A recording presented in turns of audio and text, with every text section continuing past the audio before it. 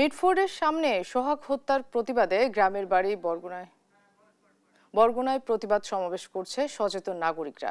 এ নিয়ে আরো জানাতে সেখান থেকে সরাসরি যুক্ত হচ্ছেন আমাদের সহকর্মী নিয়াজ আহমেদ মুসা। মুসা, কারা প্রতিবাদ সমাবেশ করছে, কি বলছেন তারা?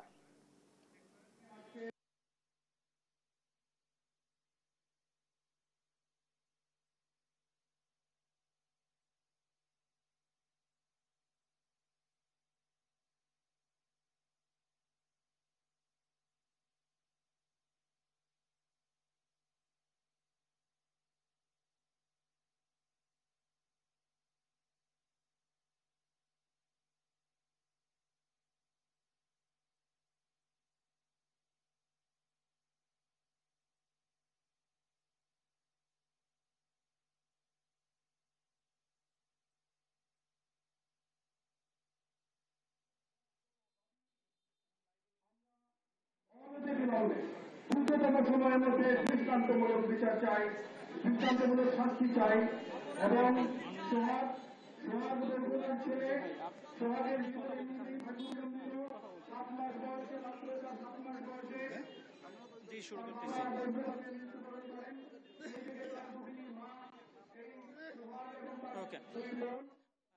ধন্যবাদ। আপনাকে যদি সোহাগ হত্যা, ঢাকাতে সোহাগ হত্যা হয়েছে, সেই সোহাগ হত্যার প্রতিবাদে কিন্তু বরগুনা প্রেস ক্লাবের পক্ষ থেকে মানববন্ধনের আয়োজন করা হয়েছে।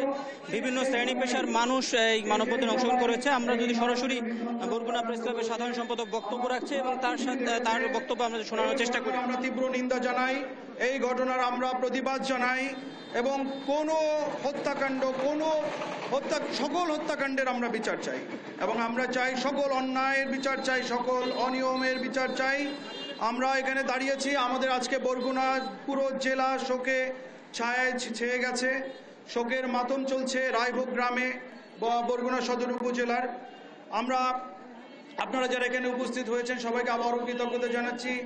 সারা পৃথিবী চেয়ে দেখেছে, এটি কোনোভাবে অনেক মানুষ এই দৃশ্য দেখে অনেক নারী শিশু অসুস্থ হয়ে গেছে। সুতরাং এভাবে চলতে পারে না, আইন শৃঙ্খলা পরিস্থিতি এভাবে চলতে পারে না। এই বিষয়গুলো নিয়ে আমাদের কাজ করার যথেষ্ট জায়গা আছে। আপনারা আইন শৃঙ্খলা বাহিনীকে আরও বেশি সচেষ্ট হতে হবে, আরও বেশি সক্রিয় হতে হবে এবং রাষ্ট্র এই বিষয়টি কিভাবে দেখছে আমরা জানি না। এরকম ঘটনা একের পর ঘটে যাচ্ছে, এটি কোনোভাবেই কাম্য নয়। আমরা আজকে এখানে দাঁড়িয়েছি, সোহাগের পরিবার এখানে ইতিমধ্যেই এসেছে, আবার অনেকেই পথে, সবাই চলে এসছে আমাদের এই মানববন্ধনে সাড়া দিয়ে। বরগুনার সর্বস্তরের সাধারণ মানুষ এখানে দাঁড়িয়েছে। আমি আবারও এই ঘটনার তীব্র নিন্দা ও প্রতিবাদ জানিয়ে আমার বক্তব্য শেষ করছি। আমরা যদি আরেকজন মানববন্ধনে অংশগ্রহণ করেছে তার সাথে কথা বলার চেষ্টা করি। আসলে এই বিষয়টা আপনি কিভাবে দেখছেন? বিষয়টা অত্যন্ত জঘন্যতম এবং বাংলাদেশের ইতিহাসে এমন নিহতের ঘটনা আমরা কখনো দেখিনি। এর বিচার প্রকাশ্যে হওয়া উচিত এবং আমরা দেখেছি কয়েকদিন মিডিয়া আলোচনা হয়, এরপরে এর কোনো বিচার হয় না, প্রতিকার হয় না। আমরা চাই প্রকাশ্যে বিচার হবে, চৌরাস্তায় এদেরকে ঝুলিয়ে ফাঁসি দেওয়া হবে।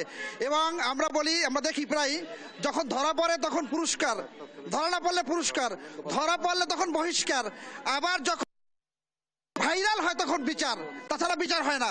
আমরা সকল কিছুর বিচার চাই এবং কঠিন।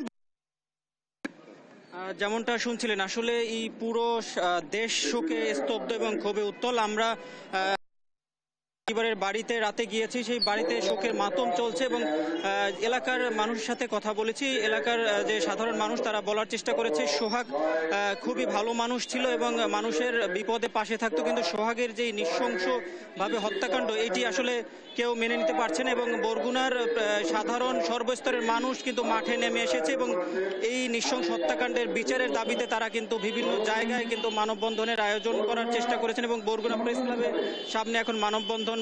বরগুনা প্রেস ক্লাবের যে সাংবাদিক এবং সর্বস্তরের সাধারণ মানুষ তারা কিন্তু এই মানববন্ধনে অংশগ্রহণ করেছে এবং আমরা আর একজন সাংবাদিকের সাথে কথা বলে আসলে এই মানববন্ধন যে আপনারা কেন এসেছেন এবং এই যে বিচারের দাবিতে আসলে কি কি কার্যক্রম আপনাদের রয়েছে?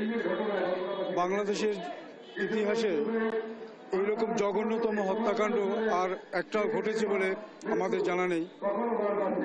সারা বিশ্বে প্রতিনিয়তই হত্যাকাণ্ড ঘটছে বিভিন্ন বিষয় নিয়ে, রাজনৈতিক ইস্যু থাকতে পারে, পারিবারিক বিরোধ থাকতে পারে, জমি জমা সংক্রান্ত বিরোধ থাকতে পারে, অসংখ্য বিষয় নিয়েই হত্যাকাণ্ড ঘটে। কিন্তু এই যে সোহাগ হত্যাকাণ্ডটা যেভাবে নারকীয়ভাবে ঘটেছে, সারা বিশ্বকে, বিশ্বের বিবেকবান মানুষকে মানে তাড়িয়ে বেড়াচ্ছে এই হত্যাকাণ্ডটি।